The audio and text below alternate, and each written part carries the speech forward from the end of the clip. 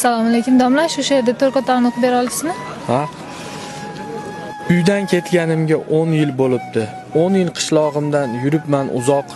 Men yurgan yo'llarda o'tlar unibdi, ko'milib bo'libdi, men kezgan so'qmoq.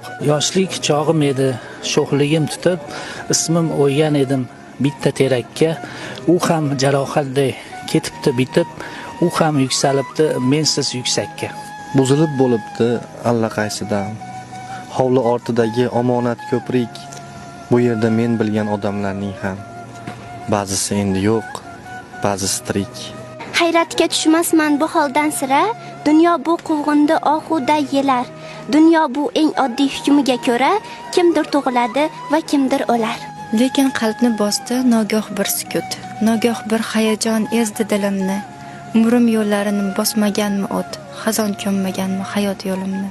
Ko'ksidan nomimni beshafqat battar, o'chirgan kabi oq badam terak, bag'riga ismimni yozgan bo'lsa gar, o'chirmadimikin birorta yurak. Yoshligim behuda o'tmadimikin? Go'zal tuyg'ularim bormikan tirik, nogohon buzilib ketmadimikin? Birorta yurakka men solgan ko'prik. Yillar umrimizga qilarmi shafqat? Biror ish bormikin aylagali yod? Qayta tiklash mumkin barchasini faqat qayta tiklanmagay o'chgan xotirot.